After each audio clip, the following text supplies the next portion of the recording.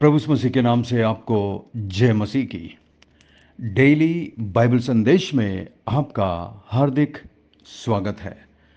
आज 5 अगस्त है और परमेश्वर को धन्यवाद कि उसने हमें फिर से एक नया दिन दिया है, एक नया सवेरा दिया है, ताकि हम अपने जीवन के चाल चलन, सोच विचार और आचरण के द्वारा उस परमेश्वर को महिमा दें जिसने हमें आज की जिंदगी दी है। और वैसे भी आज हम जो कुछ भी हैं सब उसकी दया और उसके अनुग्रह की वजह से है। तो आइए आज हम ये फैसला करें कि आज हम जो कुछ भी करेंगे, जहां भी जाएंगे, उन सब से प्रभु को महिमा देंगे। मैं आशा करता हूं कि आज आप और आपका परिवार प्रभु में आनंदित हैं, सुरक्षित हैं और स्वस्थ हैं। मैं आशा करता हूं कि कल की इतवार की आराधना आप सबके लिए आशीष का कारण रही होगी। आपकी प्रार्थनाओं के लिए धन्यवाद। कल की आराधना हमारे चर्च में बहुत अच्छी रही, काफ़ी लोग थे। परमेश्वर का धन्यवाद अद्भुत आराधना के लिए। धन्यवाद कि आपने आज फिर अपना कीमती वक्त निकाला कि आज आप इस बाइबल संदेश को सुन सकें। अंत तक बने रहिएगा। मेरी प्रार्थना, मेरी आशा यह है कि आज के इस वचन के द्वारा परमेश्वर हम सबके दिलों से बातचीत करे। तो आइए हम अपने बाइबल को खोलेंगे, पहला यूहन्ना की किताब, जहाँ से हमने शनिवार को छोड़ा था। पहला यूहन्ना की किताब 4 अध्याय और उसकी 7 आयत से आगे हम पढ़ेंगे। यदि आपके पास अपनी बाइबल है तो कृपया हमारे साथ वचन को खोलिएगा। हम बाइबल में से पढ़ेंगे प्रार्थना के साथ कि प्रभु हमसे अपने पवित्र वचन के द्वारा मुलाकात करे। यहाँ पर लिखा है 7वीं आयत में, हे प्रियों, हम आपस में प्रेम रखें, क्योंकि प्रेम परमेश्वर से है। जो कोई प्रेम करता है वो परमेश्वर से जन्मा है और परमेश्वर को जानता है। यहाँ पर यूहन्ना परमेश्वर के प्रेम और फिर हमारे प्रेम के बारे में बातचीत करता है कि यदि हमने सचमुच में परमेश्वर के प्रेम को अपने दिल में ग्रहण किया है, हासिल किया है, तो वो प्रेम हमारे जीवन से भी दिखाई देगा। यूहन्ना ने लिखा है कि परमेश्वर ज्योति है। पहला यूहन्ना 1 और उसकी 5 में उसने लिखा था कि परमेश्वर ज्योति है। और उसने ये भी लिखा कि जो कोई अपने भाई से प्रेम करता है, या अपने मसीह भाई बहनों से, या अपने पड़ोसी से, या अपने परिवार से जो कोई प्रेम करता है, वो ज्योति में रहता है, यानी कि ज्योति में बना रहता है, परमेश्वर में बना रहता है। फिर पहला यूहन्ना 2 और उसकी 10 में इस बात को यूहन्ना ने कहा।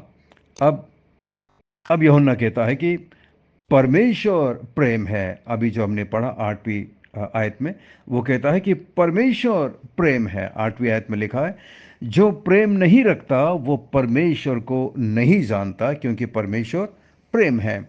यहाँ पर यूहन्ना कहता है कि परमेश्वर प्रेम है। परमेश्वर ज्योति है, इसलिए हम ज्योति में चलते हैं।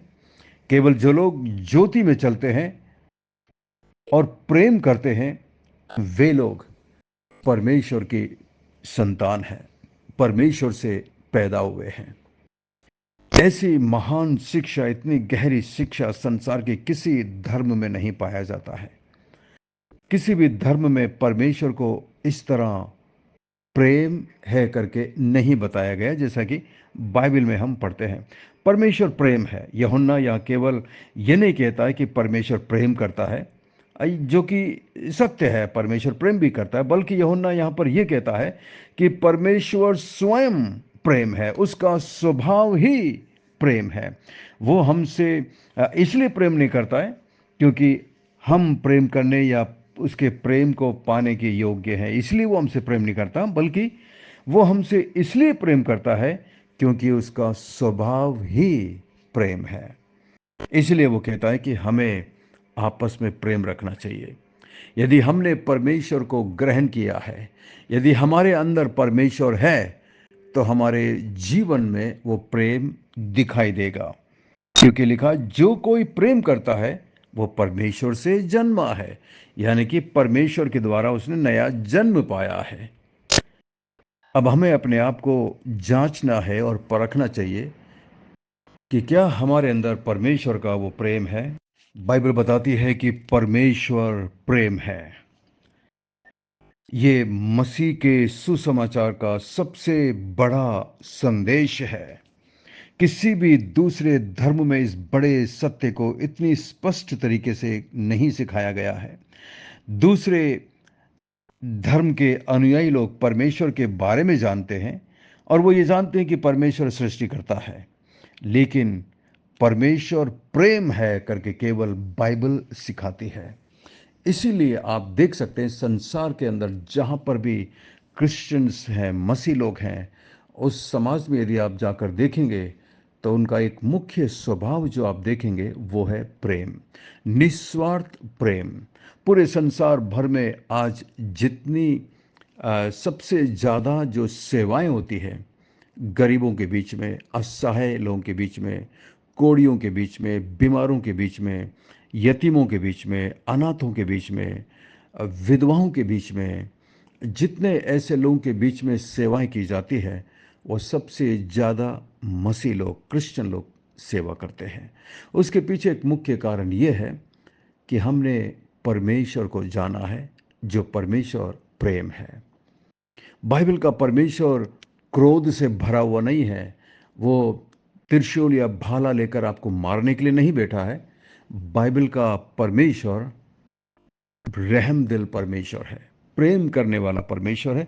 इसीलिए यूहन्ना कहता है कि परमेश्वर प्रेम है और जो प्रेम नहीं रखता वो परमेश्वर को नहीं जानता। जो लोग ये दावा करते हैं कि हम भक्त हैं, हम परमेश्वर को जानते हैं, हम परमेश्वर की पूजा करते हैं, उसकी आराधना करते हैं, उसकी वंदना करते हैं, परंतु एक दूसरे के प्रति उनके दिल में यदि नफरत भरी है, दूसरे धर्म के लोगों के प्रति नफरत भरी है, तो यहां पर साफ साफ लिखा है कि वास्तव में परमेश्वर का ज्ञान उनके अंदर नहीं है। जब एक मनुष्य परमेश्वर का सही ज्ञान प्राप्त कर लेता है तो वो मनुष्य प्रेम से भरा होता है एक दूसरे के प्रति, चाहे वो किसी भी धर्म का हो, किसी भी जाति का हो, किसी भी समाज का हो। मनुष्य के जीवन से नफरत, घृणा, हिंसा दूर हो जाती है जब एक मनुष्य उस सच्चे परमेश्वर को जान लेता है, क्योंकि परमेश्वर प्रेम है। कई बार हम सुनते हैं संसार में लोग इसको गलत अनुवाद करते हैं। लोग कहते हैं कि प्रेम परमेश्वर है। लोग कहते हैं लव इज गॉड, जो कि सरासर गलत है। लव इज नॉट गॉड, क्योंकि संसार में कई गलत प्रकार के प्रेम भी हैं जिसको वासना कहते हैं। गलत प्रकार का प्रेम, बेविचार का प्रेम, एक दूसरे के प्रति आकर्षण का प्रेम, ये प्रेम परमेश्वर नहीं है। वास्तव में बाइबल बताती है कि God is love. Love is not God but God is love. परमेश्वर से जो प्रेम निकलता है ना, वो प्रेम पवित्र है, निष्पाप है, निष्कलंक है, बिना भेदभाव के, बिना पक्षपात के पवित्र प्रेम है परमेश्वर का। वास्तव में मनुष्य का जीवन या एक मसीह व्यक्ति का जीवन जिसने यीशु मसीह को स्वीकार किया है, उसका जीवन एक पाइप की नली की तरह है। जिस तरह पाइप के एक नली के ऊपरी सिरे से यदि आप पानी डालेंगे और यदि नीचे का सिरा खुला हुआ होता है तो वहां से पानी बहता हुआ दूसरों तक पहुंचता है। उसी तरह मसीह लोगों का जीवन है। परमेश्वर का प्रेम जब हमारे जीवन में आता है तो वो प्रेम हमारे जीवन से, हमारे स्वभाव से, हमारे व्यवहार से, हमारे बातचीत में, हमारे कर्मों के द्वारा, हमारे कामों के द्वारा वो प्रेम दिखाई देता है।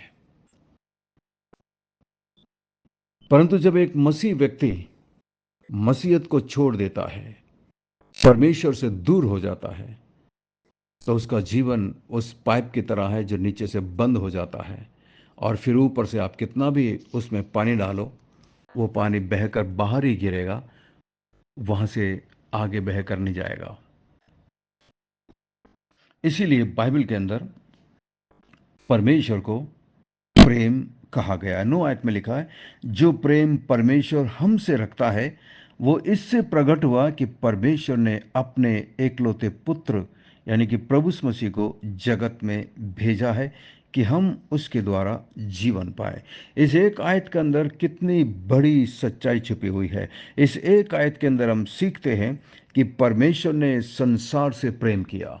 संसार से प्रेम करने का मतलब है संसार के हर व्यक्ति से प्रेम किया, चाहे वो हिंदू हो, चाहे मुसलमान हो, चाहे ईसाई हो, चाहे वो किसी भी जाति का हो, किसी भी भाषा का, किसी भी देश का, किसी भी समाज का, किसी भी रंग का क्यों ना हो। परमेश्वर संसार के हर मनुष्य से प्रेम करता है। और ये प्रेम कैसे प्रकट हुआ? कैसे हम कह सकते हैं कि परमेश्वर ने हमसे प्रेम किया? ये प्रेम इस बात से प्रकट होता है कि परमेश्वर ने अपने एकलौते पुत्र प्रभु यीशु मसीह को, यानी कि परमेश्वर खुद मनुष्य बनकर इस संसार के अंदर आए ताकि हम उसके द्वारा जीवन पाए। तो जो जीवन आप इस वक्त जी रहे हैं, ये जीवन प्रभु यीशु मसीह के द्वारा दिया गया है, यदि आपने उस पर विश्वास किया है। और ये जीवन केवल मृत्यु के साथ खत्म नहीं हो जाता, बल्कि ये जीवन मृत्यु के बाद स्वर्ग में अनंत काल के लिए बना रहता है। इसीलिए बाइबल में मसीह लोगों के लिए मृत्यु शब्द इस्तेमाल नहीं किया गया है, बल्कि वहां पर सो जाना शब्द इस्तेमाल किया है। जिस तरह लाजर जब मर गया था तो प्रभु यीशु मसीह ने अपने चेलों से कहा कि हमारा मित्र लाजर सो गया है, चलो हम उसे जगाने चलते हैं। वास्तविक जीवन परमेश्वर पर विश्वास करने से मिलता है। जब हम परमेश्वर पर विश्वास करते हैं कि उसने प्रभु यीशु मसीह को हमारे लिए क्रूस पर मरने के लिए भेजा, जब हम इस बात पर विश्वास करते हैं और प्रभु यीशु मसीह से अपने पापों की क्षमा मांगते हैं, तो परमेश्वर हमें हमारे पापों की क्षमा देता है, नया जीवन देता है। और ये जीवन एक अलग जीवन होता है। ये परमेश्वर का जीवन होता है, संसार का जीवन नहीं। इसलिए हम हमेशा बोलते हैं कि बाइबल में धर्म परिवर्तन के लिए नहीं लिखा है, लेकिन बाइबल में जीवन परिवर्तन के लिए लिखा है। जो व्यक्ति एक बार यीशु मसीह पर विश्वास करता है, अपने जीवन में उसे बुलाता है, उस व्यक्ति का जीवन बदल जाता है, उसकी सोच बदल जाती है, उसके विचार बदल जाते हैं, उसके आचरण बदल जाते हैं। पहले जो वो बुरा काम करता था, वो उन बुरे कामों को छोड़ देता है और वो व्यक्ति एक नया मनुष्य बन जाता है, नया जीवन मिलता है। इसको कहते हैं जीवन परिवर्तन। जैसे यहाँ पर लिखा है कि जो प्रेम परमेश्वर हमसे रखता है, 9 आयत में लिखा है, तो इससे प्रकट हुआ कि परमेश्वर ने अपने इकलौते पुत्र को जगत में भेजा है कि हम उसके द्वारा जीवन पाए। 10 आयत में प्रेम इसमें नहीं कि हमने परमेश्वर से प्रेम किया, पर इसमें है कि उसने हमसे प्रेम किया। और ध्यान दीजिए इस आयत पर, और हमारे पापों के प्रायश्चित के लिए अपने पुत्र को भेजा। कितना सुंदर लिखा है, हमारे पापों के प्रायश्चित के लिए, हमारे पापों की क्षमा के लिए अपने पुत्र को संसार में भेजा।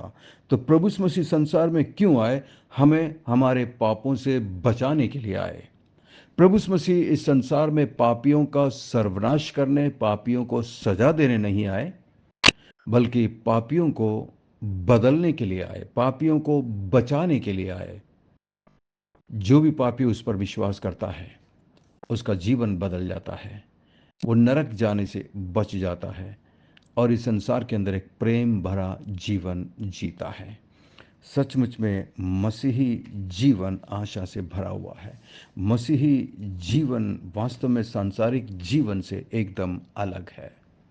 इसीलिए कभी कभी लोग इसे समझ नहीं पाते हैं, इसका विरोध करते हैं।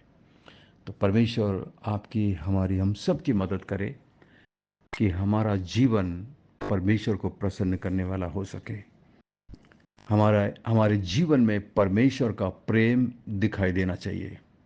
और ये प्रेम सबसे पहले अपने घर में अपने पति पत्नी के प्रति, अपने बच्चों के प्रति, अपने भाई बहन के प्रति, अपने सगे संबंधी रिश्तेदारों के प्रति ये प्रेम हमारे अंदर होना चाहिए। और उसके बाद ये प्रेम दूसरों के साथ होना चाहिए जिसके साथ हमारा कोई संबंध नहीं है। वो हमारा पड़ोसी हो सकता है, दोस्त हो सकता है, मित्र हो सकता है, कोई भी है। और ये एक निस्वार्थ और एक सच्चा प्रेम होता है, पवित्र प्रेम होता है, क्योंकि परमेश्वर पवित्र है। परमेश्वर हमारी मदद करे। आइए हम प्रार्थना करें।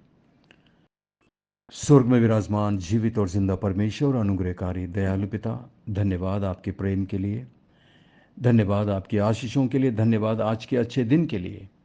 हमारी मदद कर, सहायता कर प्रभु, ताकि हम अपने जीवन से आपको महिमा दे सकें। आज के दिन हमें हर बुराई से, पाप से बचा कर रखना। हम प्रार्थना करते हैं मान परमेश्वर, इस बाइबल संदेश में आज मेरे जितने भी भाई बहन जुड़े हुए हैं प्रभु, प्रत्येक पर आप अनुग्रह और दया करना, अपना हाथ उनको बढ़ाकर छू लेना प्रभु जी।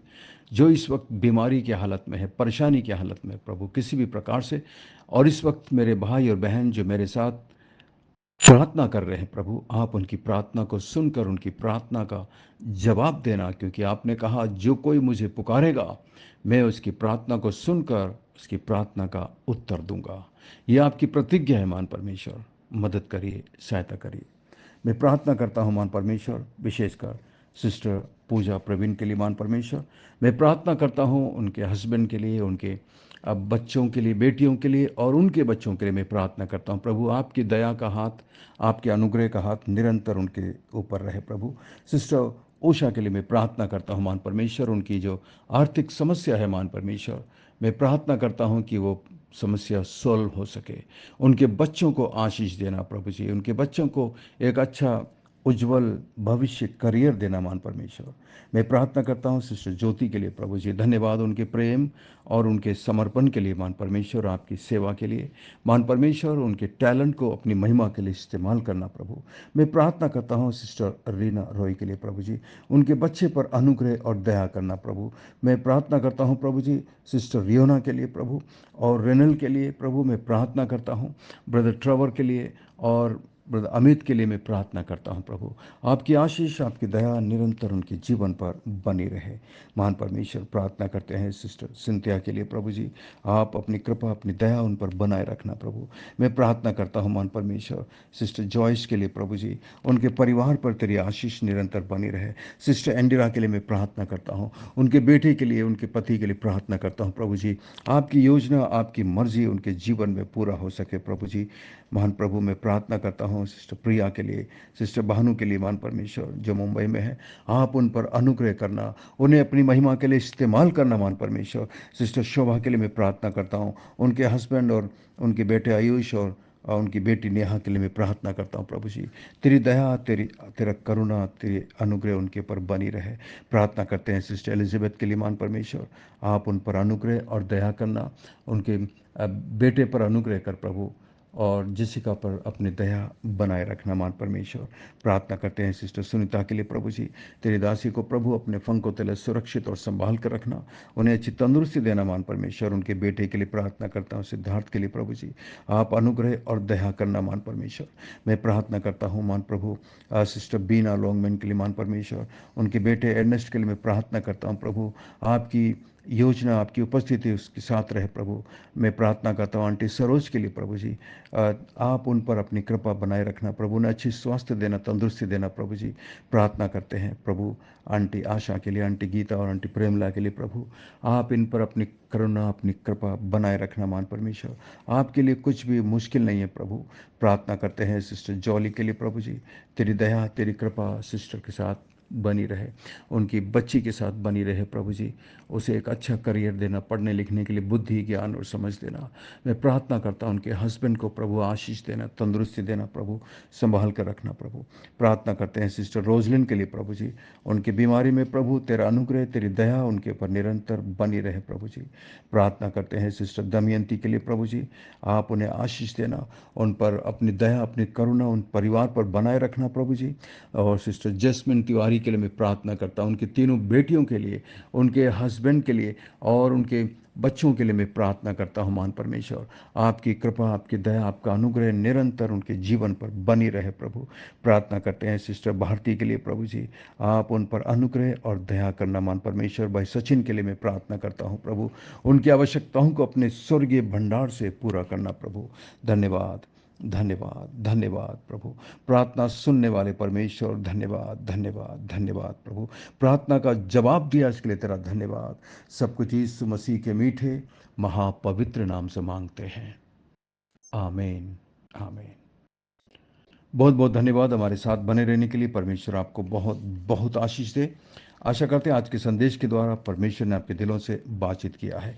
यदि आप आशीषित हुए हैं तो हमें ज़रूर लिख कर भेजिएगा, और अंत में 9 आयत को पढ़कर बताइएगा कि परमेश्वर ने अपने पुत्र को इस संसार में क्यों भेजा। आज के वचन को सुनकर और पढ़कर जरूर बताइएगा। परमेश्वर आपको बहुत बहुत आशीष दे। थैंक यू, धन्यवाद। God bless you, we love you. Have a great day and take care of yourself. Sorry for a little longer time today. Thank you.